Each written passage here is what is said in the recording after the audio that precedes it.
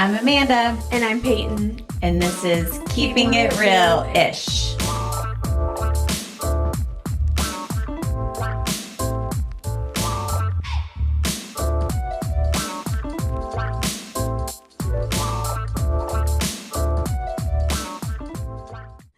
Hey guys.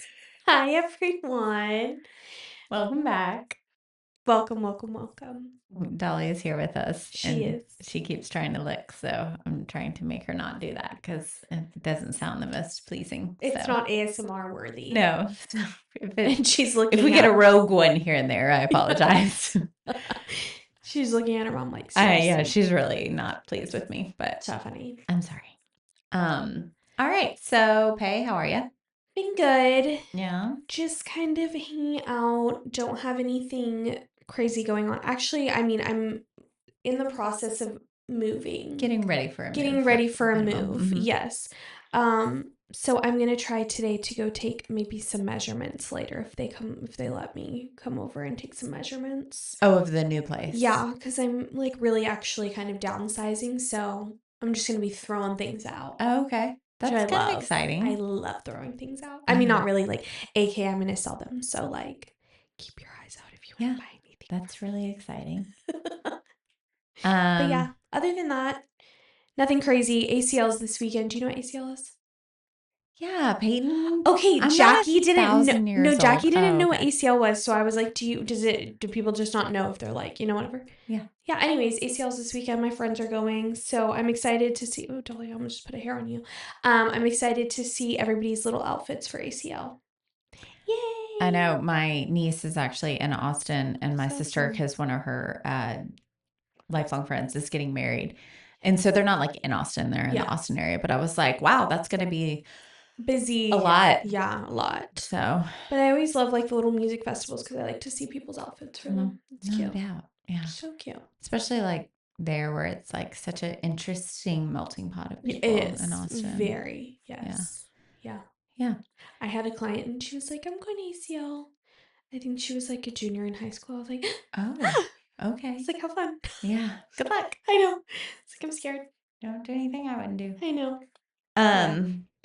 All right. So, for this week's I'm Obsessed, I'm doing it. Yes. And this is a skincare product.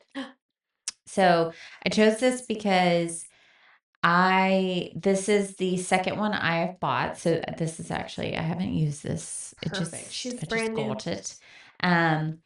But I don't think I've ever bought a second eye cream. Okay. Because everyone I've tried, I've been like, eh. Yeah. We were like so insane. We were really. Did you notice that? I see that. That was so funny.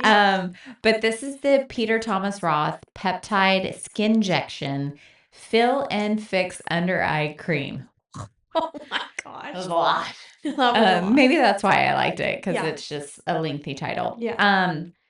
So what I like about this, so it's fix and fill. So as we age, we start to lose some of the fat in our face. And so, not only do we deal with like darkness under eyes, but you start to get more hollow. And I really feel like this has helped in like the brightness appearance. Mm-hmm. So it is tinted, which I also like, because then it doesn't like, you don't get like a weird like white residue. Yeah. So it's not like tinted, like it matters what tone your skin is. It just isn't that like creamy white. Like I have a new lotion I'm using right now, and I feel like I literally am like, please absorb already. Yeah. You know what like I'm it saying? Has that cast. Yes. And so you don't get that. Okay, good.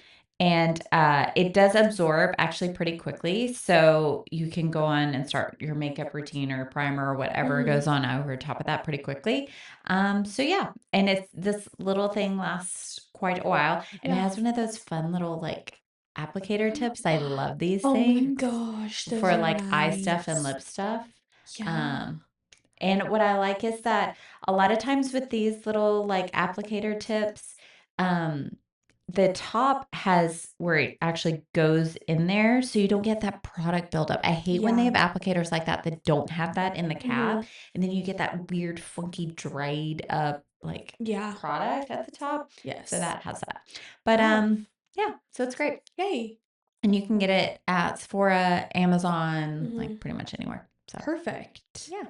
We'll love it. You'll be able to try it in like 10, 15 years. I actually love those applicators though. They're so nice. They're like cooling. You should put it in the fridge. And then it would cool. I don't actually use it to apply. I just like put it and then I use my fingers. You're missing out. I know I could use it, but I don't know. But then I feel like it's gonna get dirty and I'm gonna No, that's clean fair. it. Yeah, that's fair. Yeah. Anyways. Okay. So for topic today, we thought it'd be interesting to discuss like some of the things that are hard for us behind the chair and some of the things that maybe like aren't always shared of like what you struggle with, like real honestly, like what you struggle with in this industry career wise, particularly working behind the chair.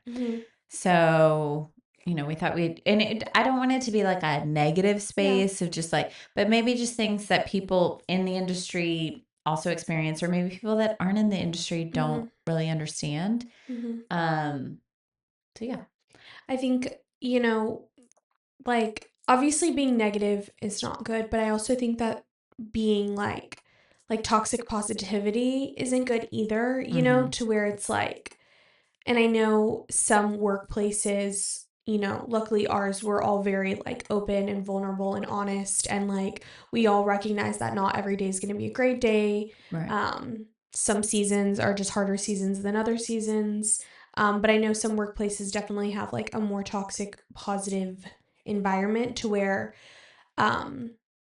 it probably can make people who work there feel kind of alone in their feelings with this. So I think or like your feelings don't matter. That your feelings don't matter. So I think this, like, it's important to talk about the hard stuff with the industry. There's hard stuff in every industry, but I think talking about it and being like transparent about it is important. I think for me, one of the hardest things is always having to be on. I think that's one of the ones I struggle with the most. It is a very, you want to go to, obviously hair appointments are exciting appointments. I think you're supposed to leave feeling good. You're supposed to leave feeling confident. And so obviously you want someone doing your hair that's going to not only kind of feed into that, but also make you feel good and obviously make you feel excited to be there and happy to be there. And I think for me, especially like in life, like you just also, like you have this job, but you have also a million other things you have going on. Like hair isn't just like this industry, and our job isn't just our life. Like we have a bunch of other things going on. I mean, I know me personally, like I really don't have anything else going on very much.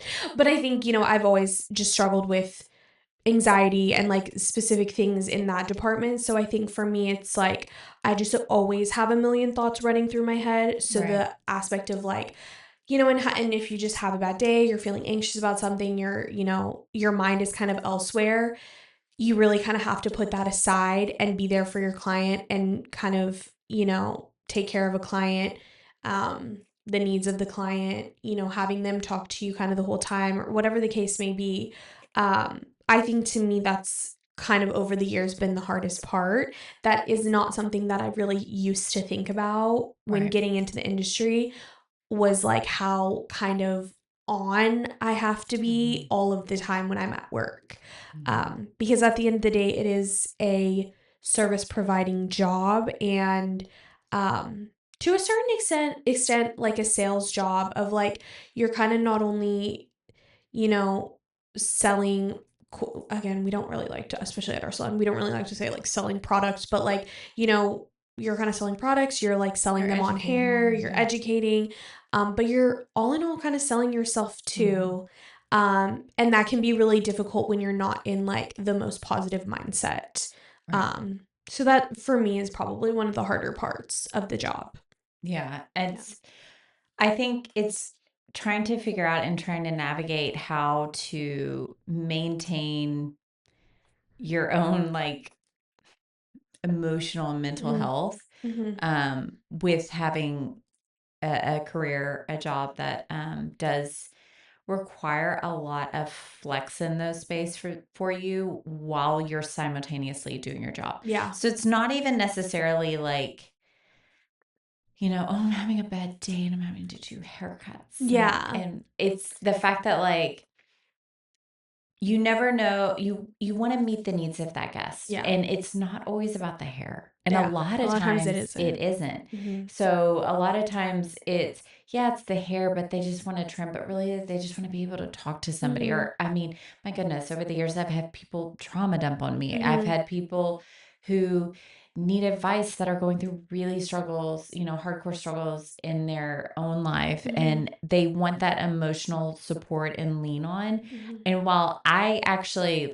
I like to be that person, I Mhm. enjoy to be that person, but doing it, 10, 12 times in a day for 20 plus years, it does take a bit of a toll on you. And you have to really, I think it's never a thing that I want to be like, hey, I don't do that. Like, so don't. Mhm. Like, it is part of it, and I Mhm. understand it's part of it. But I would agree, it is a thing that I've struggled, or one of the harder things, I Mhm. think.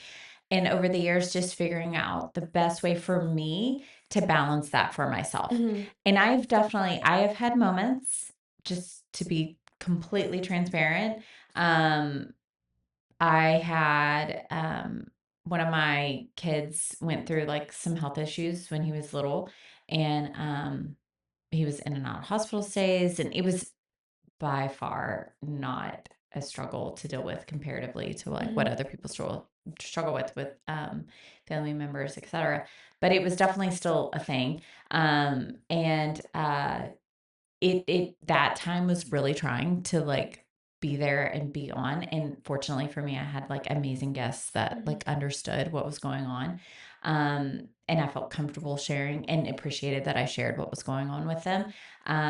So that was good. But then, I had another time in my personal life where I was like really, really struggling, and actually like had to leave one day because it literally, I had tried to push through, and I Mhm. got to the point that I was like, I can't. Like, I'm gonna full on be in like, well, a panic attack and just like flipping out because of what was going on, and I Mhm. had to leave. And so, but those are like small moments in life Mhm. that I've had throughout many years. Actually, like take action in the moment. Mhm. But I've just had to learn how to like have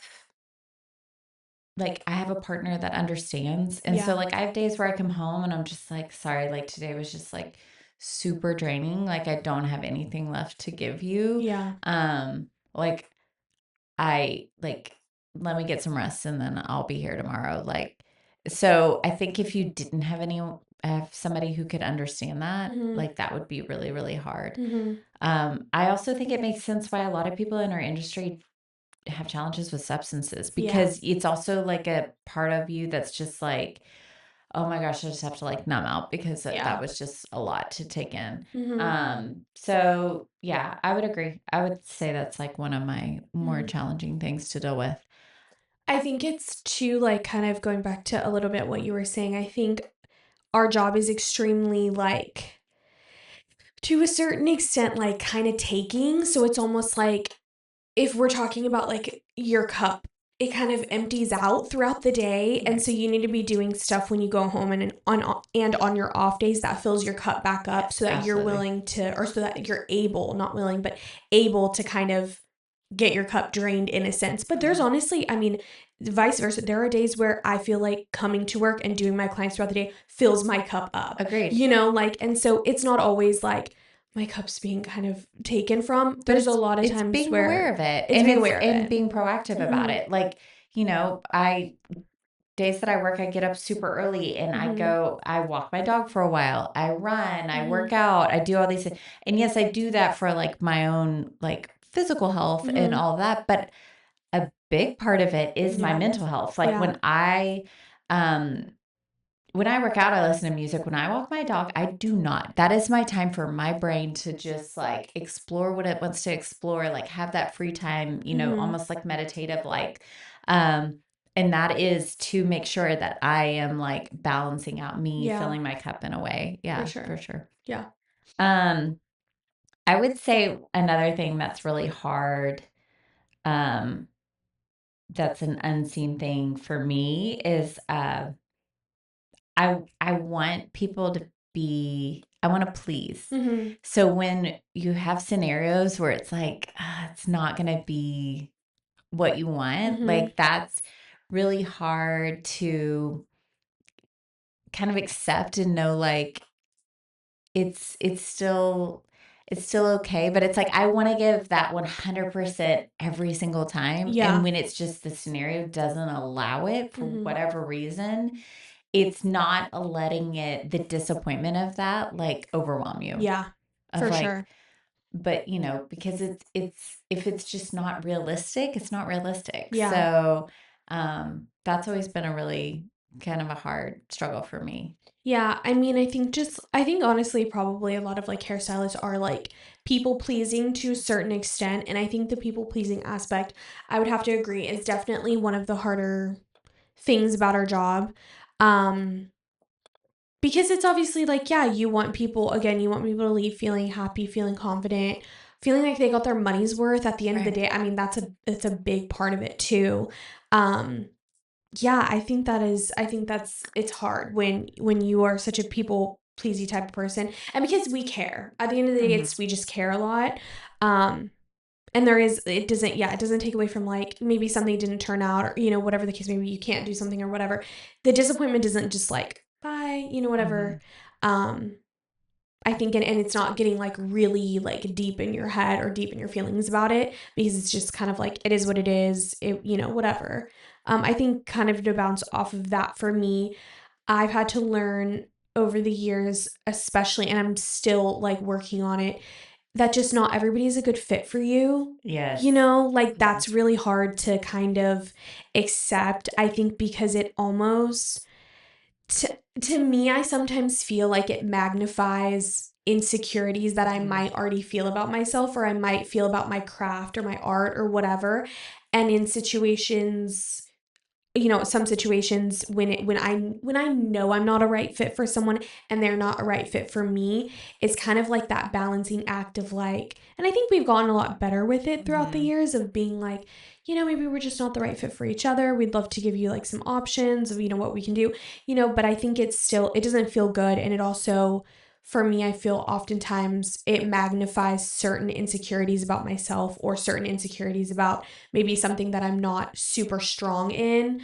That can make you, obviously, I take it personally when it doesn't. I know I don't need to, but I do. It doesn't just go away, So for me, I think that's one of the hardest things of recognizing not everybody is for me, and I'm not for everybody, and not everyone's going to be a right fit on either side. Right. Yeah. And that's so true. And it's what we do is such an aesthetic thing. And it's like, the old phrase, like beauty is in the eye of the beholder. It's like where you could be, you just don't, you have those people where it's like you just don't see things the same way. Yes. So it's never going to be like 100%. And so and I would agree, like it does kind of hit those insecurities of just like, oh, well, it's, maybe is it because I'm not good enough? Right. And that is really, really challenging to deal with. I was talking to a client about it because she was asking this question. She's like, what are like some of the hardest parts about your job? And I was like, obviously, like, just talking about it, from that conversation, it made me recognize, I'm like, some people are going to think I'm the best hairstylist in the world, and some people think I'm going to be the worst hairstylist in the world. And you have to just be okay with that, because you're always going, again, like, you might even like the people who think you're the worst hairstylist in the world, maybe it was just a bad day. Maybe it was a bad day. They didn't want to give you a second chance, and that's their prerogative. That's, no worries, but it's still like, you still take it personally, because, we care so much about what we're putting out, our craft, their experience behind the chair, what they're paying for, what they're spending time to come do, it still kind of hits you. But it is one of those things. People are going to think I'm the best. People are going to think I'm the worst. I'm going to focus on the people who think I'm the best and keep doing what I'm doing, To kind of expand off of that, another thing that has been a struggle for me, and I feel like I've gotten better about it in more recent years, is not everyone is going to see the value in what we do. Yeah. And so being more of a higher end salon, we are more of a, what I would consider like a luxury. You're going to have people, just like anything else, that see the value in that and want it. And then you're going to have people that think that's silly, that don't understand it. I mean, what we do at the end of the day, is it a necessity? No. Yeah. So people are going to place that value, not even off of you, but just our industry and what we do. Right. And that's why you have salons like ours that exist. And that's why you have, you know, I don't want to name but like, it's why you have like chain salons that, you know, gives like super low value services, cost wise. And both can be successful because you have people that place the value of what you do in all different ways. And so like that was hard for me to just kind of grapple with, because I put so much value in it that like not everyone's going to see it that way. And being okay with that. Yeah. And still being able to like be secure with my success, even though everybody doesn't always get it. Yeah. So that was, which I think is probably honestly like ego based. And I've gotten to where like it's okay for people to not like understand the value of what I do, or see like why would anyone pay $500 to get their hair done? Like that's crazy. But then I have people that are like, it's worth every penny and more. So it's like, exactly, you have to be okay with both existing and just accept it. Yeah. And I think it spanned from like early in my career, you know, 20 plus years ago, you had like a couple of people that were big in the industry and like all this, but it was definitely like more isolated, and there was less like, if you will, like middle income existence, you know. It was like such a divide and a separation between like celebrity stylists and the rest of the industry. And there's been more of a bridge in the time I've been there, but in the beginning, it was more that. And so a lot of how I was also very young, and a lot of what happened to me, experiences I had behind the chair, definitely made me like, wow, that's kind of crazy. Like, for example, I had a guest one time. I cut her hair a few times, and she asked me one day, she was like, what do you want to do when you grow up? And I was like, this, like, I'm doing it, like, hair, like it's my passion. It's my career. It's what I want to do. And she said, but you're so smart. You're like, thanks. And I was just like, how do you not realize like that's so insulting? Yeah. And I think that stigma of like, oh, well, it's just like you failed in other areas, so you do this. That wasn't the case for me. I wanted to do it. And we hear it all the time with stylists that come in that went to college because their parents, like, just they had to do that. And as a parent, I get it. Yeah. I do. I understand it. And even my experience, I had, you know, pretty supportive parents, but there was definitely a lot of like, they were really unsure, like, can you really have a career? And I think there are plenty of people that go into our industry that don't really have a lot of like monetary success, and they view what we do as more of a job, not a career. Yeah. But for me, it was always a career, and there's tons of super successful stylists out there. But just becoming okay with like, there's only so much I can do to change the opinions of those people. And that is my mission. Like I go to the area schools. Like I want to leave this industry like viewed more professionally than I entered it. Yeah. So that's like my number one goal in doing it. But it's been dealing with a lot of like insecurities and ego to kind of accept that there's only so much I can do when it comes to that. Yeah. Yeah. I mean, I think the last one for me, I think, is a general one. I mean, obviously, this is a very physical job. And I mean, thankfully, I am young-ish, you know. No, I'm young. You're young. I'm still obviously, you know, I'm only 7 years in. Thankfully, I haven't had any like severe, you know, problems or anything, you know, crazy. I try to more recently, obviously, over the past like year or two, try to take care of my body more, you know, all of this stuff. And so I can have, you know, obviously a successful, healthy career. But I mean, it's hard. There are days where, especially if you're just like, I mean, just like not feeling well, you know, like just kind of meh, like whatever, you know, like physically or something hurts, you're not feeling like maybe under the weather, allergies, whatever the case may be. Like, it's not just like you're sitting at a desk, like typing, Right. and you're there from, you know, 9 to 4 p.m., 5 p.m., whatever. And not that those jobs aren't hard and don't have their own, you know, probably struggles, but it's not, you're not on your feet the whole time. You're not potentially missing a lunch, potentially like kind of having to run from people to people, client to client, whatever the case may be. It's a hard job physically. I mean, it's a lot on your feet. It's a lot of, you know, hard on your back, hard on, you know, hard on your body just in general. And then there is that aspect there of your day typically doesn't go perfectly to where you always have a ton of time to just like sit, eat some food, relax, and just like let it digest and move on to the next person. Like, it is a lot of times you're kind of just like running around a little bit throughout the day. Um, and so I think that could potentially be one of the harder parts of our job for sure.